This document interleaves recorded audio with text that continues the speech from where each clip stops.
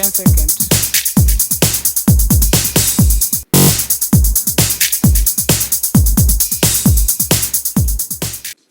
It's now fine. We're going to take a look at a verse from Isaiah chapter 54, verse 13. And as is our custom, we take a look at some vocabulary words and ask one of our advanced readers, in this case Joseph, to teach us those words, and then look for instances of those vocabulary words within the verse. And this gives us not only a chance to read the Hebrew, but to begin comprehending the Hebrew and understanding how these shorshim, or roots, find their way into the verses. So, Joseph, kindly, if you would give us the vocabulary, we would appreciate it. Okay. The first one is Ben for son. Limaid, which means to teach. Rav, which means great. And Shalem, which means to bewail. Very nice. Let's find the instance of Ben, son, in the verse.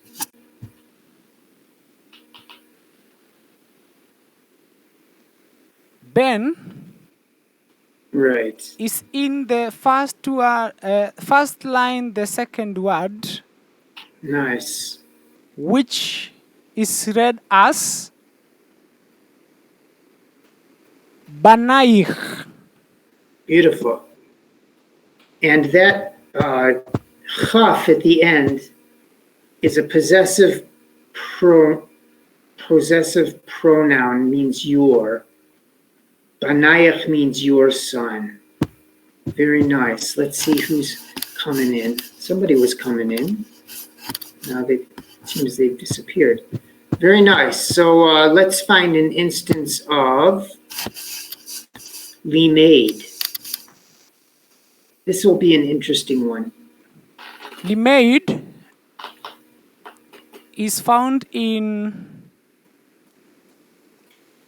the first line, the third word, and is read as limudei. Very nice. The verb, or the action word limaid, to teach, has transformed into a noun. Limudei means the learners, or the students. And in this case, we have limudei Hashem, the students of God, the students of Hashem. So it seems somebody's trying to join. Oh, it's okay. Great. Very good. Limudei comes from limaid. Very nice.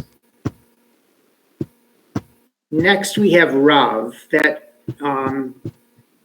occurs in our verse. Where does Rav occur in the verse? Rav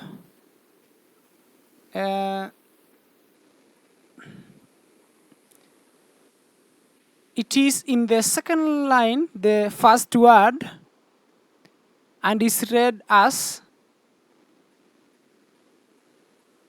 Verav. Right. How do we understand the Vav, Shva? The Shva can mean and. Right. The Vav, Shva, Ve means and. So, and great. And great.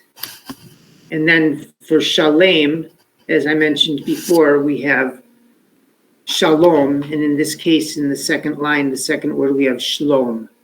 The Rav Shlom. And great is the peace, Banaich. And there's that Banaich again, of your sons. The Chol Banaich. Joseph, would you like to read the whole verse for us? Yes. Am I reading the first word? Yes, you are. Oh no, the first combination of a Yud and a Gimel is a number Yes. of the verse. The Yud represents 10 and the Gimel represents 3. So Yud Gimel is 13. Okay. Is read as Vechal Banaich Limudei Yahweh Verav Shlom Banaich. Well done, beautiful. Maria, if you're available, could you, or did I even give the translation? I guess I just have to give it to you. V'chol banaich, and all your children, limudei Hashem, will be students of God. V'rav shlom banaich, and greatly will peace increase amongst your children. So there's an equation of studying God's Bible, God's Word, God's Torah, and increasing peace in the world. That's my awkward interpretation of the verse. Very nice, very nice. Let us pause on that note, a somewhat shorter lesson at the end tonight, and we will go into some depth on the second verse tomorrow. So that's all I have for you guys tonight. I'm going to take a little bit of a break before the 8:30 class. And by the way, Elisheva, you're welcome to. Oh yeah, Elisheva, I think you have a question. Why don't you share your question with us? Yeah, regarding the word that Joseph read about, he said Yahweh. Is not Hashem or Akadosh Baruch Hu? So we welcome followers from many different religious traditions in our class. And each brings his own tradition of how to pronounce Hashem's name. And we are open and tolerant and welcome, sincere belief wherever it comes from. So Joseph's tradition, and he can share more about it than I can, is to pronounce the Yud Hey Vav Hey as Yahweh. And we are open and welcome his pronunciation of that, of Yud Hey Vav Hey. So, can you please put the slide again for me to see? Yeah, how is it writing for me to say Yahweh? I mean, I'm not recommending that you say that, Elisheva. I'm just saying that some of our followers do pronounce it that way, and we are open to that. We are open to that. Okay, so, thank you. Do you understand what I'm saying? I do, yeah. Okay.